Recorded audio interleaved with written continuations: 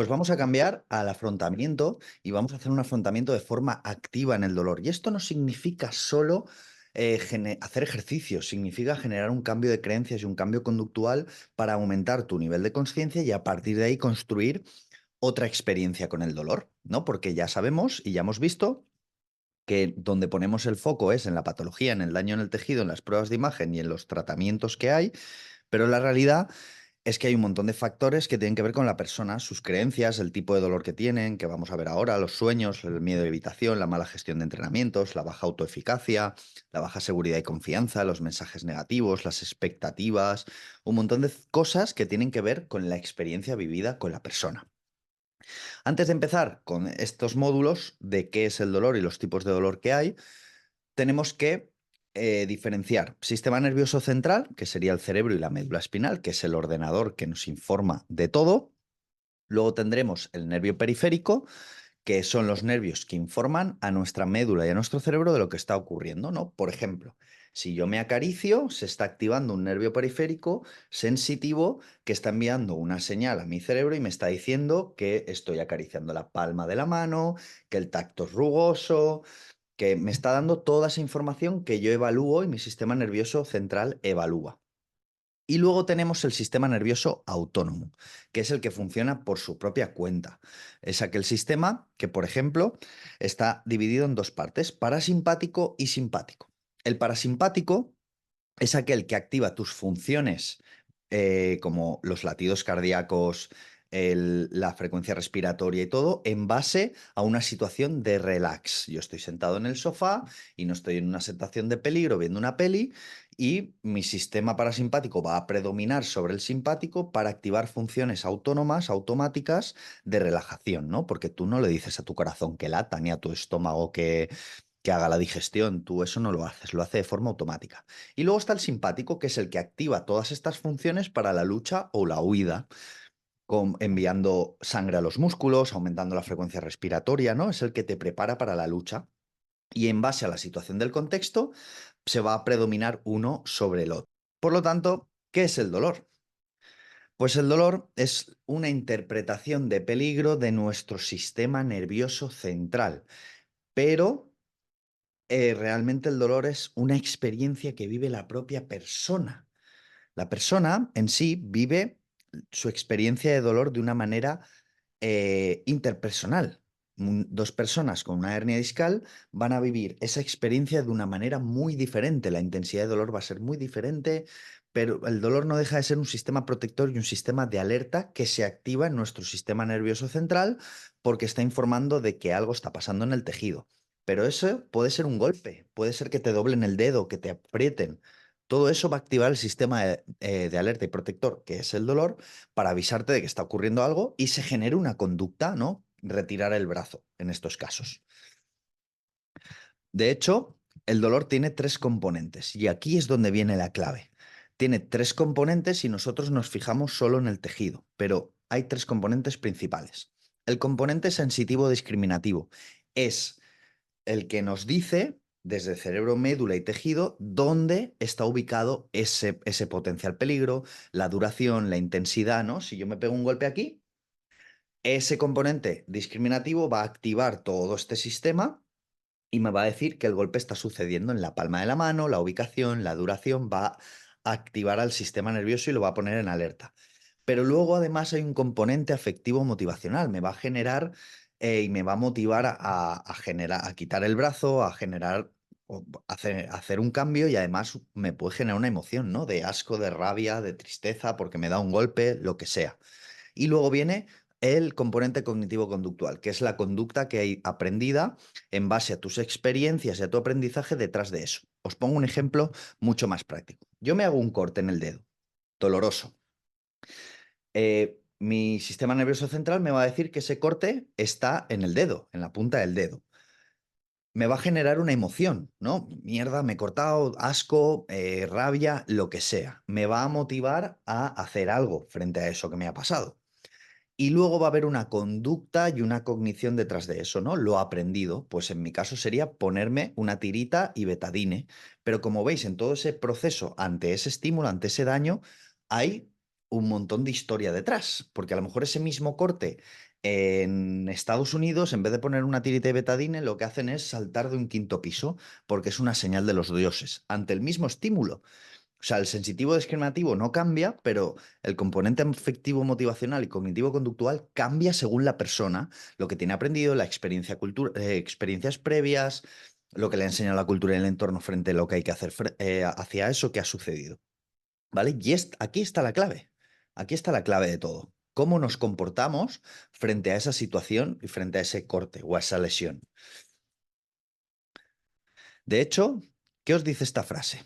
Dolor no es igual a daño en el tejido. ¿Qué pensáis que os dice, no? Cambiar la forma de ver el dolor ayuda a contextualizarlo. Pues es que el dolor y el daño hay que separarlos. Yo puedo tener un daño en el tejido y no tener dolor, y puedo tener dolor y no tener un daño en el tejido. ¿Verdad que si os aprieto muy fuerte la mano os puede doler, pero cuando retires la mano a lo mejor no os he hecho ningún daño en el tejido? Pero es cierto que una lesión normalmente es dolorosa porque es un potencial peligro que ha activado todo ese sistema nervioso, todo ese procesamiento para avisarte de que ahí está pasando algo. Un esguince, una lesión del disco lumbar, lo que sea. Normalmente sí un dolor viene asociado a un daño, pero no necesariamente. Hay que empezar a separarlo y lo vamos a contextualizar un poco más. Fijaos, le clavan un cuchillo en el cuello y no se da cuenta hasta que llega a casa. Hay un daño en el tejido, ¿no? ¿Y por qué pensáis que no se da cuenta? Por la adrenalina, por lo que queráis. Al final no se da cuenta porque esta chica estaba huyendo de unos atracadores. Por lo tanto, el sistema nervioso central va a interpretar que es más peligroso sobrevivir a esos atracadores y va a discriminar completamente el estímulo del cuchillo. Lo va a discriminar, va a decir, esto no es importante ahora, no actives el dolor porque no hay que ponerle atención a esto. Es más importante sobrevivir a unos atracadores. Obviamente el cuchillo no tocó órganos de Yara que la mataran en el acto, pero seguro que tocó nervios y músculos y de todo. Con esta explicación os puedo dar todos estos ejemplos. Personas que caminan por cristales, por fuego, gente que no tiene piernas ni brazos y hace locuras, gente que les coge el toro aquí en España y con el hueso por fuera salen corriendo, los sadomasoquistas, ¿no? En un contexto donde se supone que hacen cosas que a las personas que no les gusta esto les dolerían, a ellos no les duele, les genera placer. O los de artes marciales, que acaban hechos polvos de la cara y a ellos no les duele, porque el contexto, la evaluación del contexto y de la situación en la que están viviendo ese peligro no es peligroso, no hay una percepción de peligro, ¿no? Como por ejemplo el síndrome del miembro fantasma. ¿Habéis escuchado hablar de esto, no? De personas que les cortan un brazo o una pierna, les amputan un brazo o una pierna y siguen sintiendo ese brazo y esa pierna. ¿Por qué? Porque el componente sensitivo discriminativo sigue activo, sigue dando información de que ese brazo y esa pierna está, ¿no? Sigue activado, sigue dando señales de ubicación, duración e intensidad de dolor. Pero el brazo ya no está. Hay una hiperactivación de toda esa vía desde el cerebro, médula y tejido periférico para dar información sobre ese brazo que ya no está y siguen sintiendo dolor y el brazo. Esto es muy loco, ¿no? Obviamente lo que hay que hacer es reaprender, que el cerebro reaprenda que ese brazo ya no está a través de ciertas estrategias. Pero como veis, el dolor va un poquito más allá, ¿no? De hecho, fijaos en esta niña que no sentía dolor. ¿Por qué? Porque había una proteína que se encarga de activar también todas estas vías. Bueno, se activan por muchas cosas, pero a estas personas les falta esa proteína y no sienten dolor. Obviamente estas personas no viven mucho tiempo porque si a mí me da una pancreatitis, por ejemplo, y me tiene que doler para avisarme de que ahí está pasando algo peligroso, no les duele y deriva una peritonitis, infección y muerte. Pero no sienten dolor. O como por ejemplo en este estudio, esto es súper interesante, nos tiene que entrar en la cabeza. Cogieron a más de 3.000, 4.000 personas sin dolor, esto es importante, sin dolor, y a los 20 años, 4 de cada 10 ya presentaban hernias discales, degeneración en el disco, perdón. 3 de cada 10 ya presentaban hernias y protusiones discales. Conforme va aumentando la edad, seguían presentando en mayor porcentaje discopatías degenerativas, hernias discales, protusiones, abombamientos, fisuras incluso del disco. Personas sin dolor.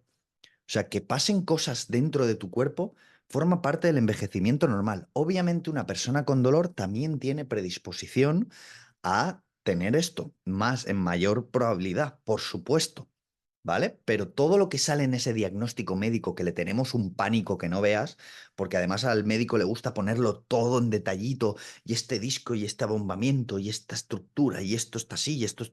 La mayoría de cosas, el 95%, son parte del envejecimiento normal, pero eso nos hace identificarnos tanto con eso que lo percibimos como un peligro amenazante. Y esto no es así.